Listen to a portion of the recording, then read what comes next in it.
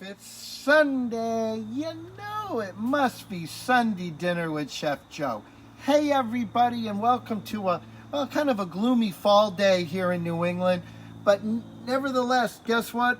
The New England team won, so I'm in a good mood, and that's all I care about today. Anyways, today I thought, what a perfect fall day to work on braising. You've probably heard the term, you probably know the term. Anyways, today we're going to do braised lamb shanks, and we are going to do that. And what's even cooler is we're going to do it on the grill. Guys ready? All right, let's do it. So here I have two lamb shanks that I bought in the store today. They've been trimmed quite a bit. So you want them to get them where they're trimmed pretty much like this. Whoever the butcher did, they did a fantastic job with it. I could have done a little bit more, but I do like a little fat on my lamb. So from that, we're gonna salt these with a little salt and pepper,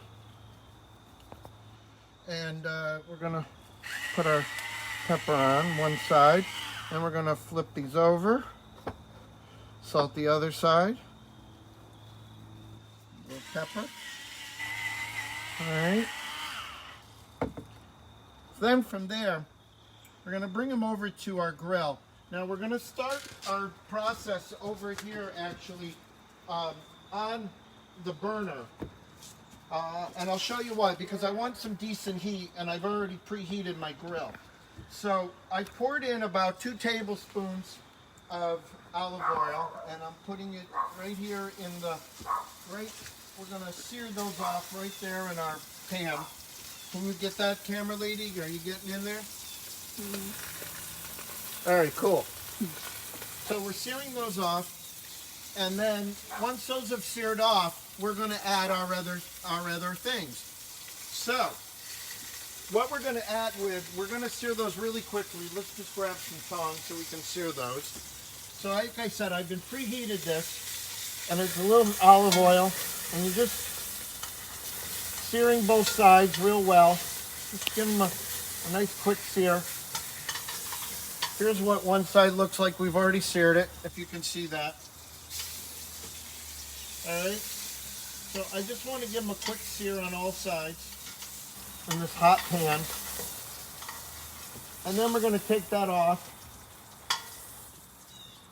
And we're going to start adding what's called our mirepoix. You might have heard that. The classic mirepoix is onion. So here is 1 onion diced. We're throwing in right into our pan. These are 2 carrots, pretty good sized carrots, diced, going in.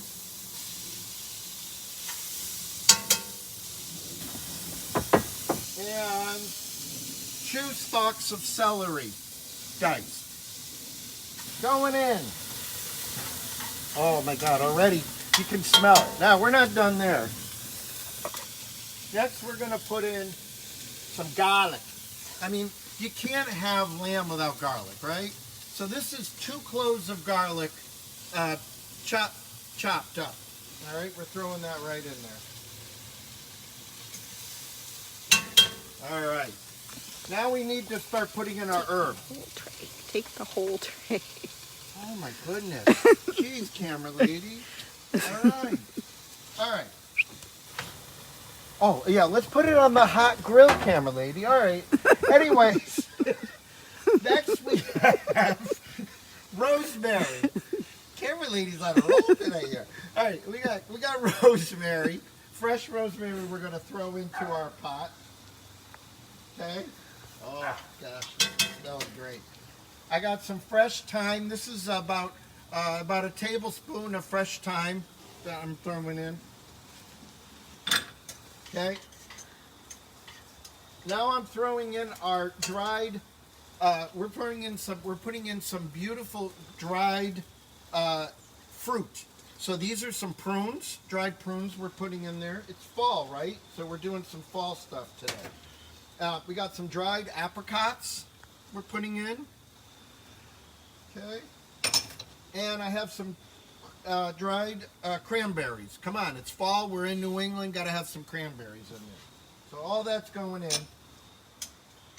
And we're sauteing that up. And I better take this off, Grandma Lady, before you melt it on me. All right, let's put this back. All right, next we have some beautiful mint, fresh mint, because again, how do you make lamb without mint, right? Oh, mint. So we're going to throw some fresh mint in there. You can tell this is going to be one fragrant of a dish, don't you? But you know what, guys? We haven't even gotten started on this yet. Wait till you see what else we're adding to this. All right, so we're letting that saute for a minute. And while we're adding that, while we're waiting for that to saute, we're going to talk about what we're going to be adding to our liquid, to our braise. Well, remember that term, and we've talked about it here on the show before, of drink what you cook with, or cook what you drink. I don't know which one it is. Well, we're going with bourbon today, folks. Going with bourbon. So this is now our favorite segment.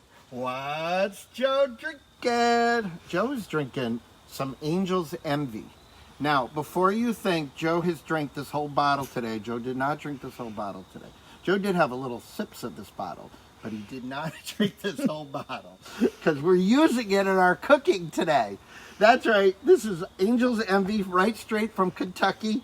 It is delicious. And Libby, I have to tell you, I'm really loving this. Hang on.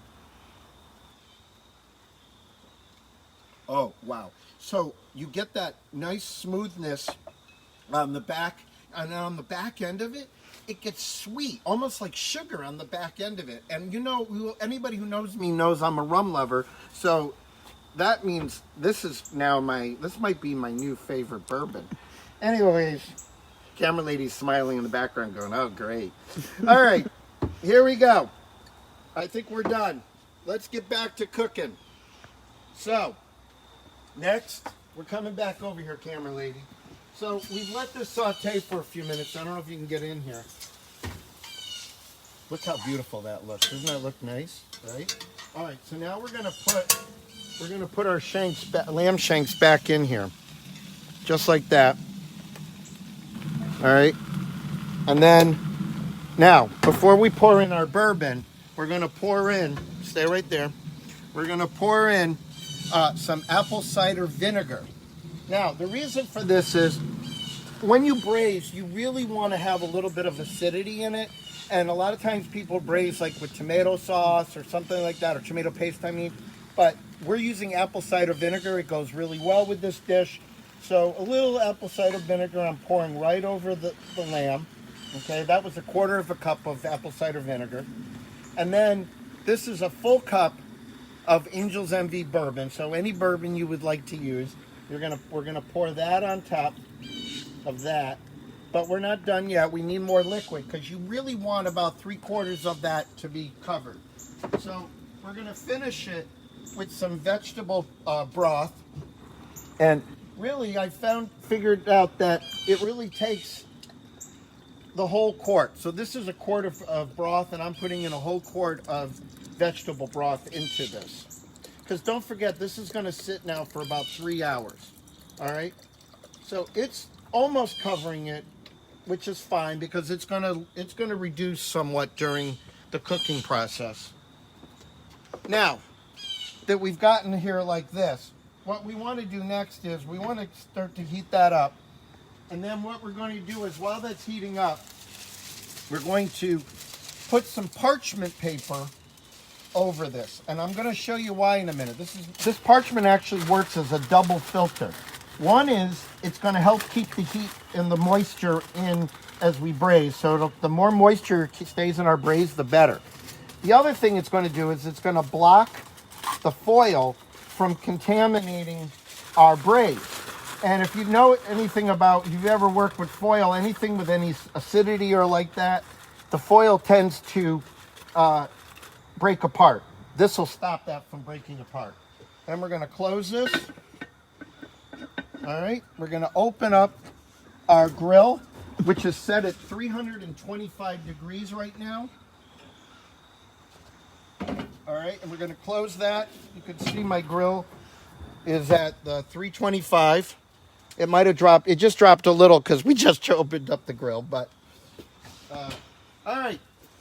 Anyways, you're going to cook that. Whoa! We're going to cook that for 3 hours, and when it's done, oh, you guys, wait till you see this. Did I bring out? Oh, I didn't bring out any mint. I think you threw it all in the pot. I threw it. No, I had extra mint. Yeah. That's okay. When it's all said and done, you guys, we cooked up some couscous before the show. This is I was going to plate this with some mint, but I just realized we left the mint inside. But we did this all on the grill for 3 hours at 325. And this is the gravy. So this is the juice that's left over. So this is our vegetable and our bourbon, right? Oh, look at that. Anyways, I hope that you have a great weekend. I know for many of you it's a long holiday weekend, so I hope you enjoyed the holiday weekend. And until next week, I hope everybody stays happy, stays healthy, stays safe. If you want to follow me, I'm on all the social sites: Twitter, Instagram, Facebook, at Chef Joe Louie. Until then, if it's Sunday, it's Sunday dinner with Chef Joe. Bye.